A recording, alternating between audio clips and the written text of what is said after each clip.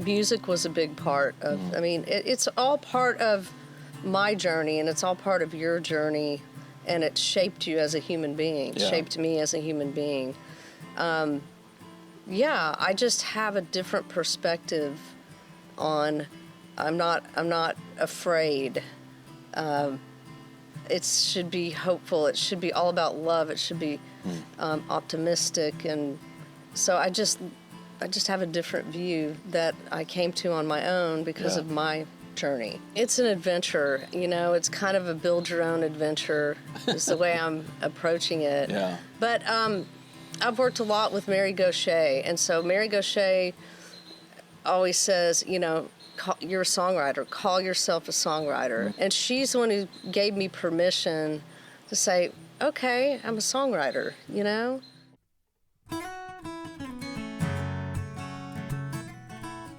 Welcome to Curious Goldfish, a podcast community where music and curiosity come together through interesting conversations with the music makers of our world.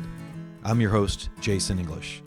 You can find Curious Goldfish on all the major podcast and social media platforms, and of course, we have all of our content on our website, curiousgoldfish.com.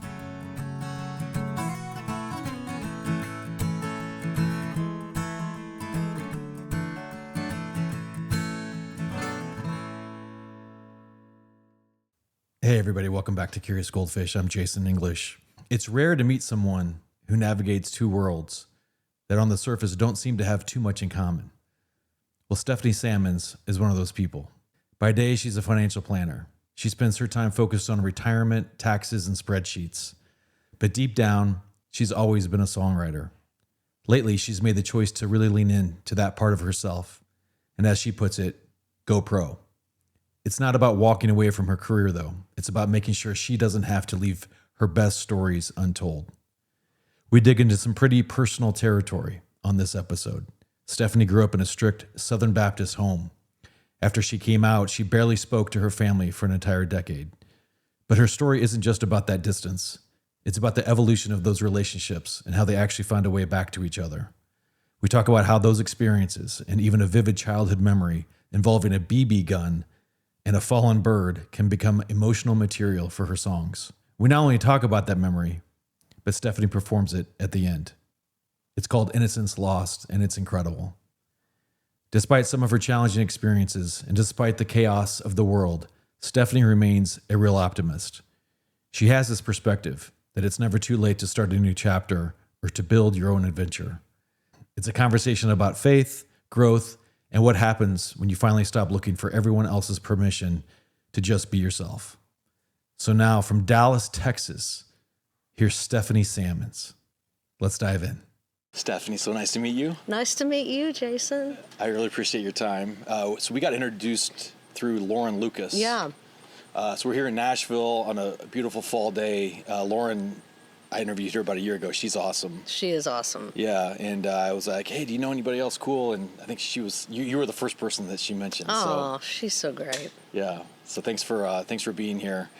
I have a few questions on kind of some random topics, and then I definitely want to jump into your music, because your music is just, it's deep, and it's gut-wrenching, and it's soulful, and it's thoughtful, and everything, so it's a perfect fit for the conversations I like to have. First, I would just want to start off with, so I'm 51.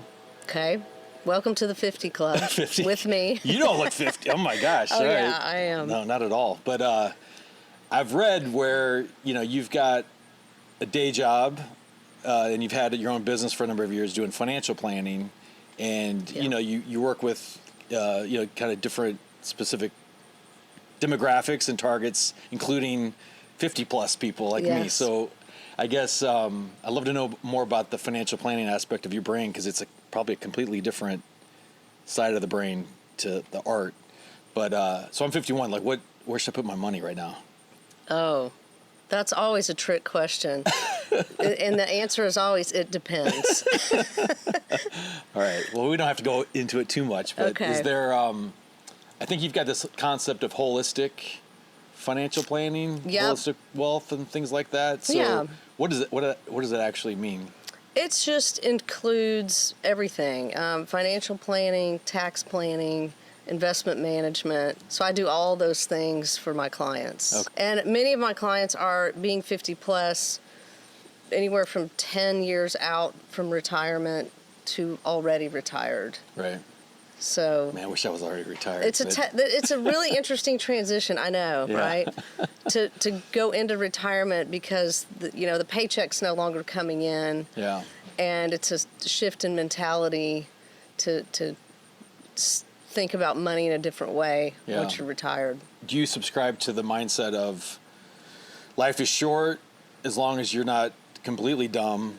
Enjoy the money, kind of while you have it, or are you one that sort of is like, you need to stockpile as much as possible? And No. Yeah. I mean, definitely the things you can control, you can't control the markets, right? There's a lot of uncertainty there. But what you can control is your saving and your spending and your behavior, how you react emotionally we're emotional about our money, so how you react to these things. Yeah. But I very much subscribe to the belief of living fully. And there are a lot of financial planners out there who stick to strict rules, and I'm quite a bit more flexible than that. But I've been doing it a long time, so I've seen a lot over the years. So take the extra trip if you can swing it, Yes. enjoy the addition to the house or to the backyard or whatever. Yeah. Yes. Yeah. Definitely. Again, I'm in my 50s. I'm not a day trader. I've got a 401k and I've do some investments, but I don't watch it day to day, week to week. But it just feels like the last 2-3 years. Mm-hmm. Have you seen it more chaotic? Than the last couple of years? You have seen it more chaotic. Oh yes. Okay, all right. Well, that's good perspective because it just feels like everything's all over the place. It is.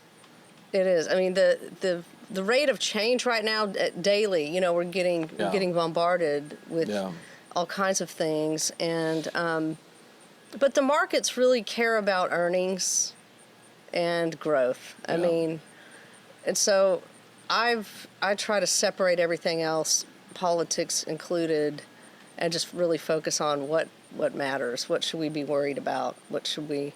And I think I am an optimist because I take a step back and look at the long-term trajectory, the history and where we're going versus just being freaked out in the moment. That makes me more of an optimist because I've had that experience in this business with daily uncertainty, Okay.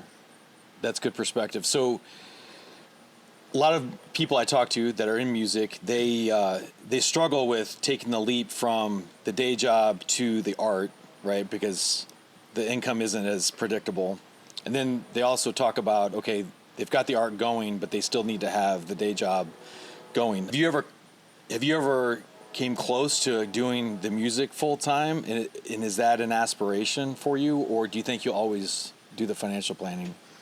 That's a really great question. Of course, I dream about that, but once I spend time in this space, I'm kind of ready to go back to the other. So I tend to vacillate. I've always held two things at once. I played basketball in college, and so I had that focus that was very time consuming, and I had studying and academics. And so but I decided to go pro with this. Yeah. Instead of it just being a hobby. Yeah. And that was the big shift that I made in trying to do both. But I do see myself continuing to do both until I'm, I don't know, at least another decade, if not longer. Yeah. Is that for financial security and stability, or is it just keeping the brain occupied? Yeah. Sharp. Yeah. All right. And it's I enjoy it. I enjoy the relationships I have with my clients, and over time I know that I'm helping them. The goal is to just help them stay on track and not blow themselves up, because it's easy to do if you make a bad decision, right? So yeah, I don't know. I don't want to get into it, but yeah, I don't know if I could do that, because I get stressed out thinking about myself, I'd be crazy stressed out trying to make decisions and recommendations for other people with their money. Yeah. You just learn over the years to detach from that. I have to. Yeah, that's good. However unhealthy that may be. Yeah, it's just, but yeah, it is also a different side of the brain in many respects, because there are the numbers and the formulas and the software that we utilize to help with all of that. But it's really a people business. It's a relationship business. Yeah. That's just as important as knowing how to put together a financial plan. And being a behavioral counselor is more what I do. Okay. Keeping people sort of balanced and unemotional. Yes. Yeah. Well, so you mentioned, I love the term go pro on the music. So does that just mean, hey, I'm going to perfect this craft enough so that I can release music that I'm proud of, do some gigs every now and then, and maybe sell a few things and get it streamed? Like, is that, or is it going pro is like, okay, I'm going to get to a point where I want to tour and, have a team around me? I mean, I'm sure it's a spectrum, and every day it probably changes, but like, what does that actually mean? It's an adventure, it's kind of a build your own adventure is the way I'm approaching it. Yeah. But I've worked a lot with Mary Gauthier, and so Mary Gauthier always says, you're a songwriter, call yourself a songwriter. And she's the one who gave me permission to say, okay, I'm a songwriter, Well, that's cool. Yeah. Yeah. Yeah, she knows what she's. Yeah, she would know, I think. Yeah. She's amazing. Yeah. So it was just one of those things that I just never put it front and center. I dabbled. Yeah. I'd pick up the guitar and then I'd put it down, and just through a culmination of whispers, I decided I'm going to really put in the time and energy and effort into this, and it's going to be hard. It's going to be, a lot more work than I'm currently doing with the day job. But ultimately, I wrote down every excuse, but it's such a calling. I'm just so passionate about it. Yeah. And I would write down, what are my excuses? And when I looked at my excuses, I'm too old. I mean, come on. Who are you kidding, Steph? What will my clients think? That I'm not paying attention to them? But every excuse was a self-imposed limitation. And I'm like, I don't want to, this is something I've seen in my business, that people die with regret. And they die with a big pile of money, and they never did what they were passionate about. And so I'm like, it's now or never. That's awesome. I don't want to die with regret, and that was the impetus for doing it. The calling, do you think that's inspired by, do you have a message for the world, or do you have stories to tell, or do you have just these things inside you that you just need to get out? All of the above. Yeah. What would be the message then? Really multiple messages. No one's ever asked me that.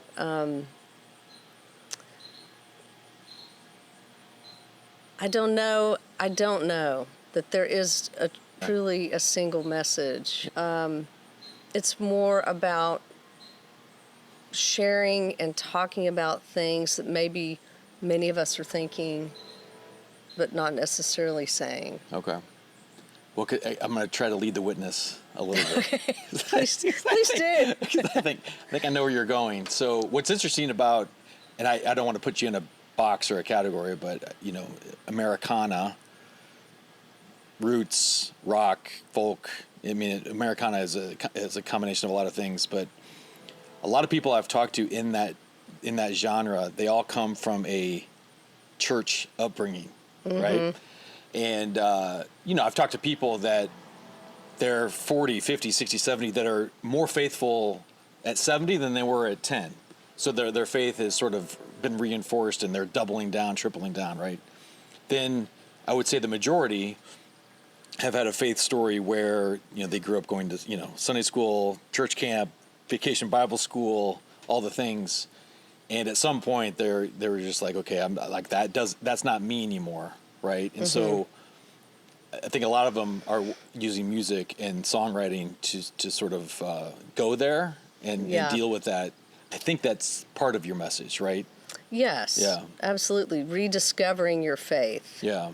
Figuring out what you believe. And being very afraid to ever talk about that in my immediate family and extended family because it would be really taboo, you know?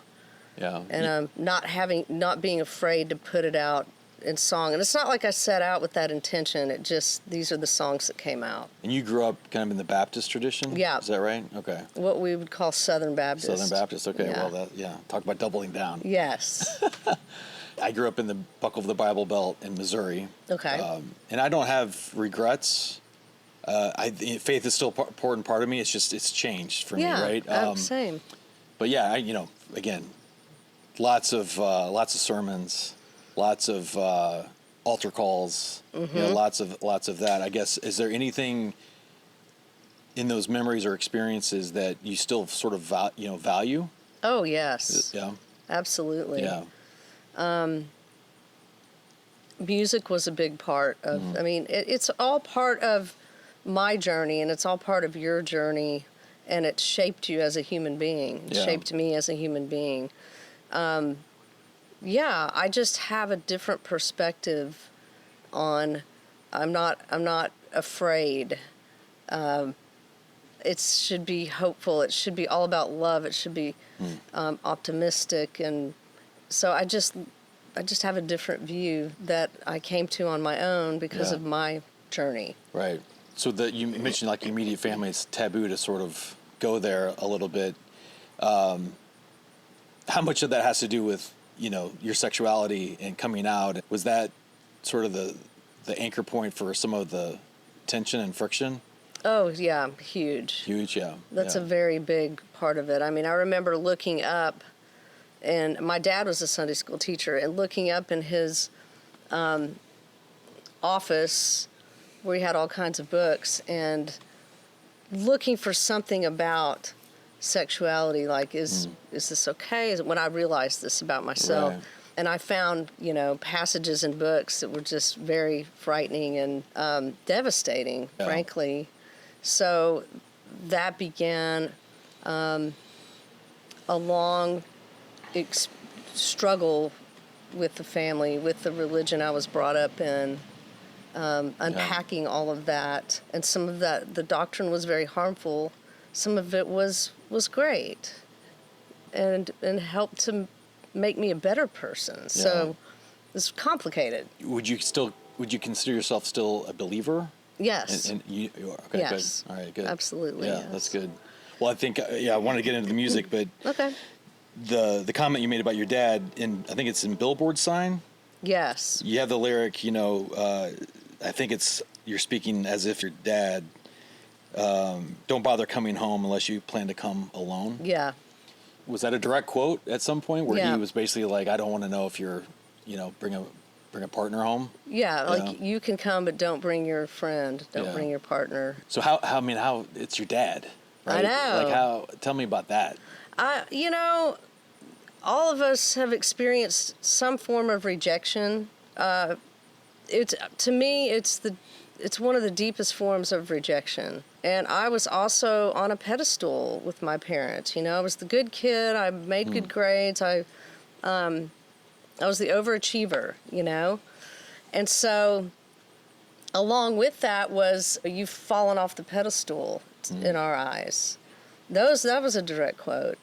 And my dad and I are very close now, and we have reconciled all of this. That's and awesome. I love him so much. I'm so proud of him. He's come so far. Oh my gosh, that's amazing. I know. I could just tear up about it. But yeah, that's great. But it was a tough 10, 15, at least 10, 15 years, maybe longer. I think, have you referred to that as like the decade of like disconnection? Yeah. Yeah. All right, so I have to ask, like, what was it, a evolution and a process to get him to that point of reconciliation and understanding, or was there a moment? Process. Yeah. I never gave up. My mom told me that one time, that you never gave up on us. And that's true. I had so many friends just say, "Why are you even trying? Just move on." Even a therapist once told me, many people lose their parents, and your parents die, and you're going to be okay. You're not going to die because you lose your parents. And that's when I decided, okay, I've got to let go of the rope here, and that's when they started coming around a little bit. It was like when I gave up. Well, I say I never gave up, right. but I did sort of come to this resolution that there's nothing more I can do. So so it's kind of, you didn't walk away, but you kind of let it go, and then that sort of attracted them back to you. That's interesting. Isn't that interesting? Yeah. That's probably a song. Probably a song. Copyrighted Curious Goldfish. No. No, it's fascinating. Do you think that, was it a curiosity on their end? Was it just an acknowledgement that maybe they had it wrong? Because I think it's in their defense. I think for a lot of people, it's very hard to give up the teaching and the time that's been instilled in their hearts and brain for decades. Because part of it's like acknowledging that all that kind of may have been misguided, and I think that's hard for people to recognize. Yeah. What do you think? What do you think led them to encourage them to come back to you? I think the fear of truly losing me was part of it, but they still don't agree. I mean, we agree to disagree, and I think my parents are at peace because they believe that I am saved, and they did their part in that, and but they love my wife. We have kids. I mean, I came into the kids' lives when they were 4 and 6, and they're 22 and 25 now. Oh my gosh. And my wife had adopted them from Russia. So my parents are their grandparents. That's awesome. So we have all of this, but we also have this knowing that we do not have the same belief system. But there's mutual respect now. No, and that wasn't there before. No, that's great. So, are you familiar with Jennifer Knapp? Yeah, I love Jennifer. I played with her in Dallas at a show. Oh, you did? Yeah. Last year. So she's one of a few people that have come out and but are amazing musicians. And I'm going to try to ask this delicately. Do you think there'll ever come a time when your sexuality won't be part of an interview like this? Like, will there be a time when it's like, hey, it's Stephanie the financial planner or Stephanie the musician, rather than, oh yeah, she happens to be queer? Yeah, I do, but with the current environment, I think we're going backwards in that respect. No. So, will I continue writing about it? Probably not. I feel like I have said what you said. Told the stories that I needed to tell for me. But it's okay. It is part of who I am, but it's not all of who I am. Yeah, understood. Well, cool. So, speaking of the music, speaking of like the message and the purpose and the calling that you've talked about, listening to your music, I mean, you've got to really sit with it, like in the best way possible. I don't say that to put it down, but you've got, there's a song called Faithless, which is amazing. Year of the Dog, which I think is about you coming out, I think. Yeah, it is. Innocence, yes. Innocence. My struggle with God. Yeah, the struggle with God. Billboard Sign is the one that I had quoted earlier, and then there's a song called Innocence Lost, which is wild. So, like in a good way. But what's funny is, hopefully you understand where I'm coming from. Like, you were born in Georgia, you live in Texas, and you're in Nashville a lot. So, the South, deep South. Uh-huh. And Innocence Lost is about, I think, examples of times in your life where you feel like the innocence was gone, right? Yes. And I think it starts with you getting a BB gun from your grandpa and shooting a bird, right? And feeling bad about that. But what's funny in a way is that I'm sure people that hear this in the South are just like, okay, Stephanie, get over it. It's a bird and it's a BB gun. Yes. Has it ever hit you, or have you encountered that? I've encountered both. I mean, I've had people come up to me and said, I felt the same way when I shot a bird. And I'm talking manly men, you know, Right. like you, Right. that had that level of empathy for Right. the little animal. And then I've had others, say, are you kidding me? Get over it. I mean, do you eat steak? And I'm like, well, yeah, I do. So what, you know. But that was a life-changing moment as a child. And then that song goes on with a couple of additional vignettes of losing your innocence, and you just can't put it back in a bottle. It is really beautiful, and how Thank you you. tie it at the end with the sparrow, I think, on the tree. Yep. Right. I think there's is that related to an ant? Yes. You know. Yeah. Yes. So that was brilliant how you brought the bird at the start and then that closing Brought the the chapter. bird back. Yeah. Yeah. Well, again, I'm glad you think that I'm a manly man. That makes me feel good. Well, your beard and stuff. That's fine. But I remember I had a very vivid memory. So my brother was a big hunter, Okay. outdoorsman, right? So he go out and duck and quail and deer and everything in Missouri. But I remember I got a BB gun, and me and a neighbor friend, there was rabbits everywhere. And I remember shooting the rabbit, hitting the rabbit, and having the rabbit react, where it was kind of just like it was like discomfort. And then he kind of just sat back again, and I remember the pit of my stomach just was there, you know. Okay, you're not a manly man. Yeah. After that story. Well, you know what I'm saying? It's just like I remember going, "Oh my gosh, what did I just do?" Yes. Yeah. Yes. So, it's wild that is the sort of the example story of your Innocence Lost. I think it's great. Well, in a workshop with Mary Gauthier, we had to write about something that just free writing that happened in our childhood that we remembered. And that was the thing that immediately came to my mind. And when it came around to me in the circle and I told the story, I mean, the bird literally dropped from a tree. I was like, yes! And I run over there and I look at the bird and it's looking up at me like this, and then its eyes close. That was the experience. She was like, you've got to write that song. And I'm like, how am I going to write a song that I shot a bird? I mean, how do you fit that in? So it took several years. Oh, wow. And when I said, I'm going to write the song, and that was that's how it came out. No, it's beautiful. Isn't that weird? Yeah. How that works. It's Yeah. just- Well, so the songwriting, again, back to your comment about going pro, you've invested a lot of time in these songwriting workshops Yes, I have. with, I think, Emily Saliers from Yes. Indigo Girls, and you mentioned Mary. So do you get the most joy and most fulfillment out of the process of writing songs? I do. Yeah. Yes. You can tell. I mean, it's not your average lyric. Well, with you. I'm probably a much better writer than I am a performer. The performance piece of this Yeah.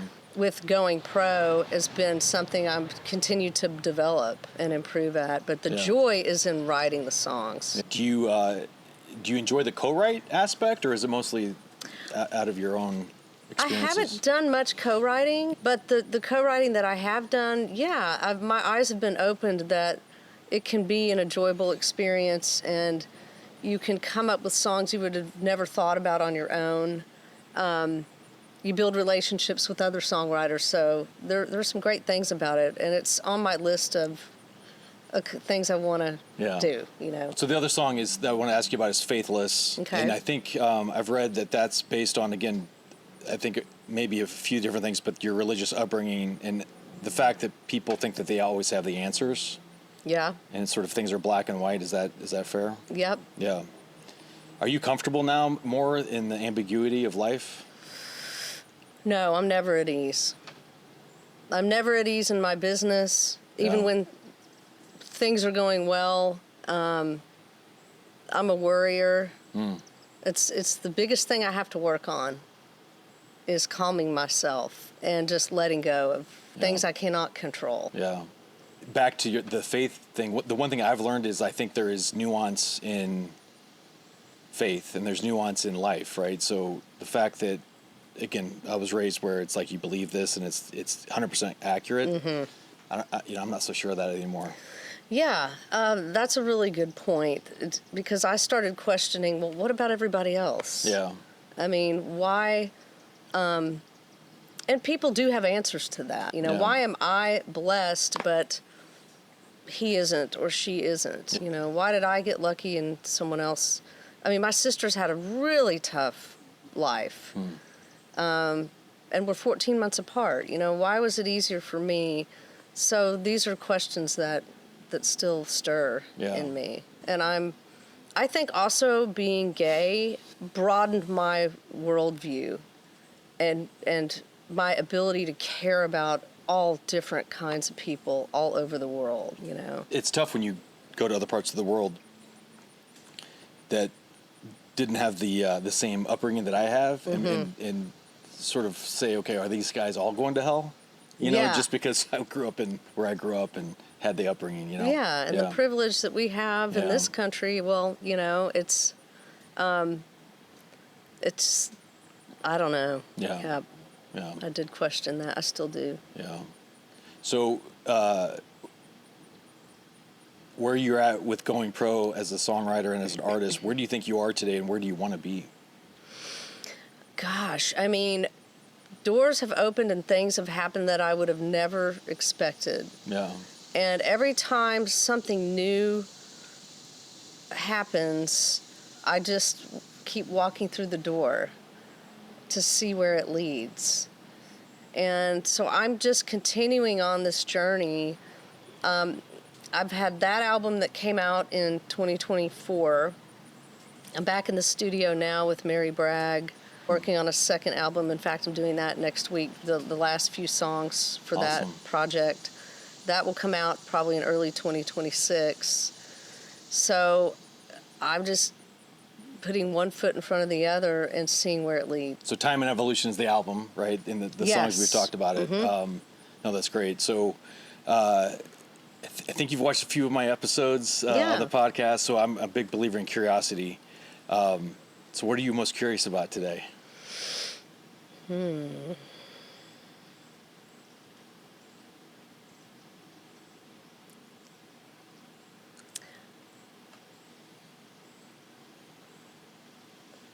I'm curious about how we are influenced by the things, the people, and the situations, and the things that unfold, and how some people react with extreme fear, and others are more stoic and sort of looking past, looking through. I have a lot of clients who are extremely fearful and wanting to take desperate measures. And I don't feel that way because, as I said earlier, I'm an optimist. I think, and I've also seen a lot of downturns, and the comebacks are enormous, massive.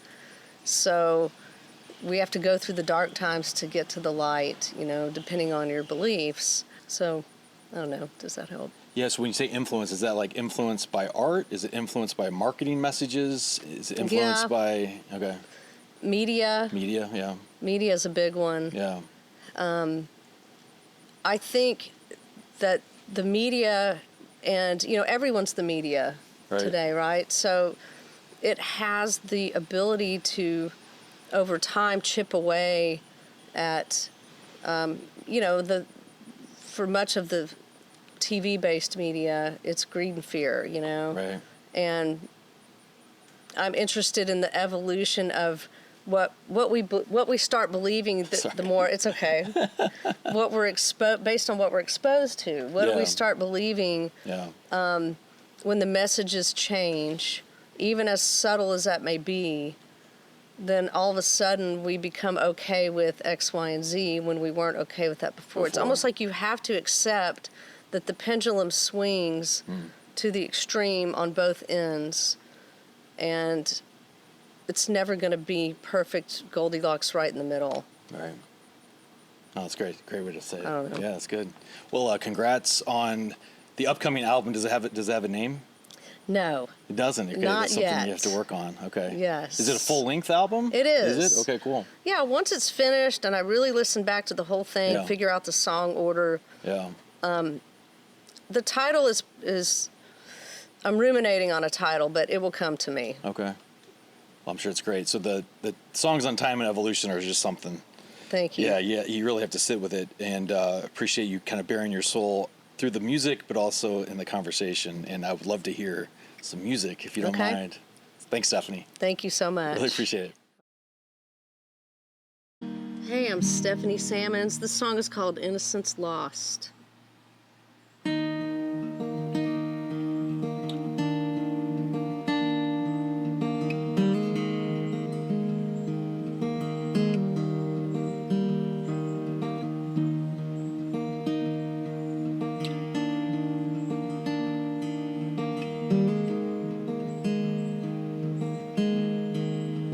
I shot a bird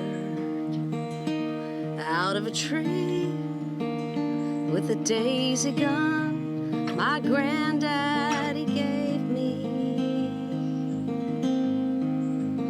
Too young to know what it meant to be free when that bird was staring up at me.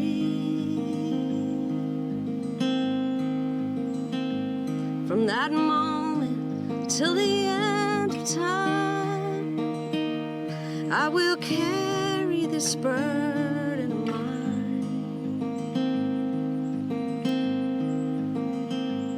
I can't hide anything. I feel pain like I feel the rain. I found love at 17. I left my home for the hills of Tennessee, and I thought love was a forever thing when I traded my soul for a diamond ring.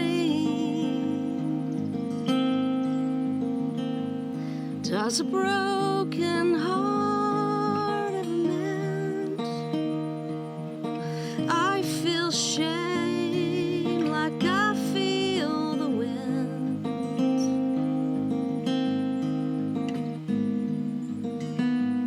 Blind faith that's shaken by the truth. It's like seeing the stars instead of the moon. I saw a sparrow sitting in a tree, my good friend reminding me to breathe. Now she's living in my memory. Why do we die without our dignity? I guess the race is finally won. I feel love like I feel the sun shining down on me. And this is the cost